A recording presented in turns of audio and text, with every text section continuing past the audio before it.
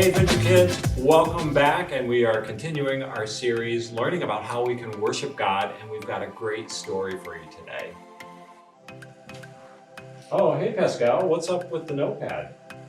Oh, hi Pastor Steve. I'm getting ready for our worship service, and I'm really nervous that when we sing and worship God, I won't know what to say. I need to make sure I have just the right words to say to worship God. I don't want to disappoint him. Oh, Pascal, that's really thoughtful that you want to say the right thing to God. But the truth is, it's more important about what's going on in our hearts than the words that are coming out of our mouth. God looks at what's going on the inside. In fact, you can even worship God without using any words. And that's our Bible point for today. Worship God without any words? I don't understand. What do you mean? Well, I think maybe the best way to explain this to you, Pascal, is to see today's Bible story about a woman who did something very special for Jesus. She worshiped him in a special way, and she did it all without using any words. Oh, I can't wait to hear the story. Me too. So let's jump right in to our Bible story.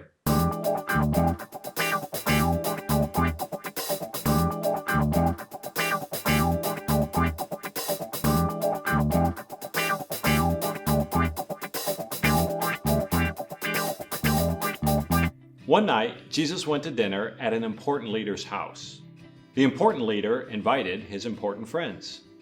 They were all just sitting down to eat when a woman walked in. She was not invited, but everyone knew who she was. Who does she think she is? The guests whispered. How dare she? The woman was a big sinner, and everyone knew it. It was easy to see, after all. She had broken the rules and done bad things. The woman walked straight up to Jesus. She was carrying very expensive perfume. Now, the thing about perfume back then was that it didn't come in bottles, it came in jars.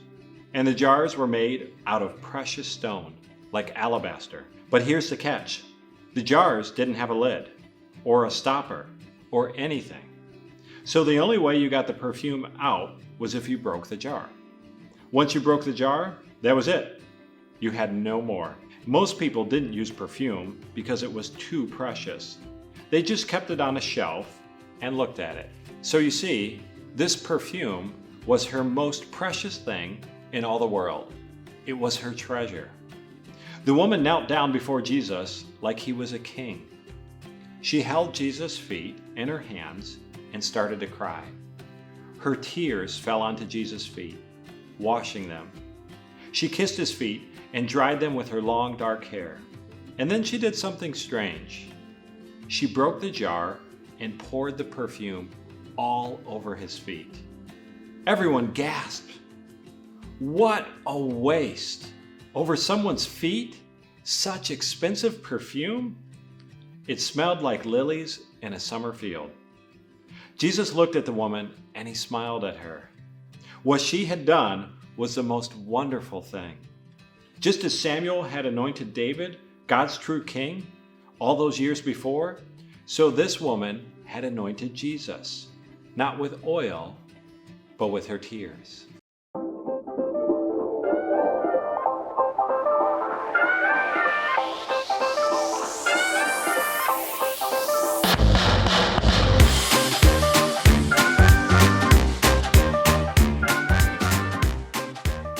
Why did the girl need a ladder to go to school? It was high school. That there was funny. What did the orange say to the banana when they were looking for the apple? Keep your eyes peeled. That made you laugh. I know it did. Funny. Why did the golfer wear 2 pairs of pants? In case he got a hole in one. Funny. Albert out. Peace.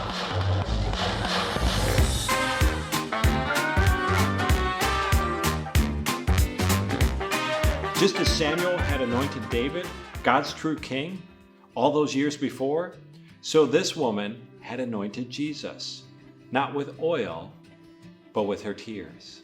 The important people were cross. They thought Jesus should not be kind to this woman. That woman is a sinner. They grumbled. We're the good ones. And it's true. They did look good from the outside. After all, they were keeping all the rules. But Jesus could see inside people. In their hearts, Jesus saw that they did not love God or other people. They were running away from God, and they thought they didn't need a rescuer. They thought they were good enough because they kept the rules. But sin had stopped their hearts from working properly. And their hearts were hard and cold. This woman knows she's a sinner. Jesus told them. She knows she'll never be good enough. She knows she needs me to rescue her. That's why she loves me so much. You look down on this woman because you don't look up to God. She is sinful on the outside, but you are sinful on the inside. The important people shook with anger. Jesus turned to the woman and smiled. Your sins are forgiven. He said, You trusted me, and God has rescued you. Who does he think he is? the important people whispered. Only God can forgive sins. They didn't believe Jesus was God's son. The more Jesus loved people and helped them, the more the important people and leaders hated him. They were afraid people would follow Jesus instead of them. They were jealous and angry enough to kill Jesus. And that's our story.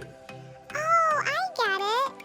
All the people who thought they were really important only tried to talk like they were important, but their hearts didn't really love God.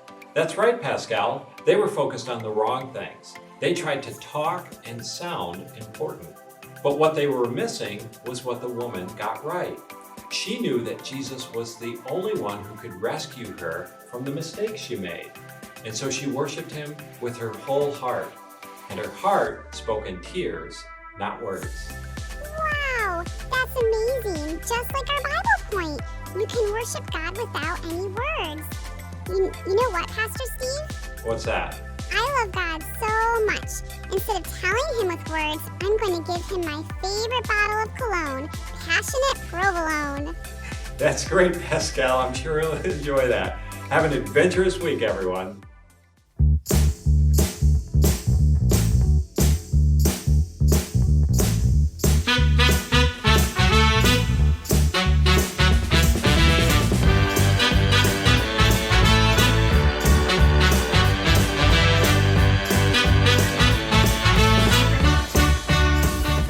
So hey Adventure Kids, this is a part of the show where you send in your questions to me, Jake, and I answer them.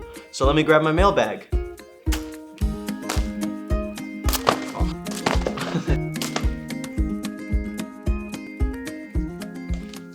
Hi Jake, if God didn't want Adam and Eve to eat from the tree in the garden, why was the tree there in the first place? From Micaiah. That is a great question. So if you don't know the story, the Garden of Eden was this beautiful garden where God placed Adam and Eve. He asked them to take care of the entire garden with only one rule. There's one tree in the middle that I don't want you to eat the fruit from. And that's a great question. If God didn't want Adam and Eve to eat from it, why did he put it there? Here's what we tend to forget. God surrounded that one tree with all kinds of other trees that had fruit that was really, really good. Adam and Eve had everything they could ever want with all the other trees. But what that one tree gave them was a choice. Will I trust God, or do I think I know better? And God gives each of us that same choice. Will we trust him, or do we think we know better and will do our own thing? God won't force us to love him. The only way he could do that is to make us robots. Instead, he gives us the choice. That's true love. Hi Jake, how long can you keep 2 balloons in the air without them touching the ground? From Leah. Well, that is a good question, but I'm gonna change it to 4 for more of a challenge. Let's find out. Alright Leah, this one's for you. Let's find out.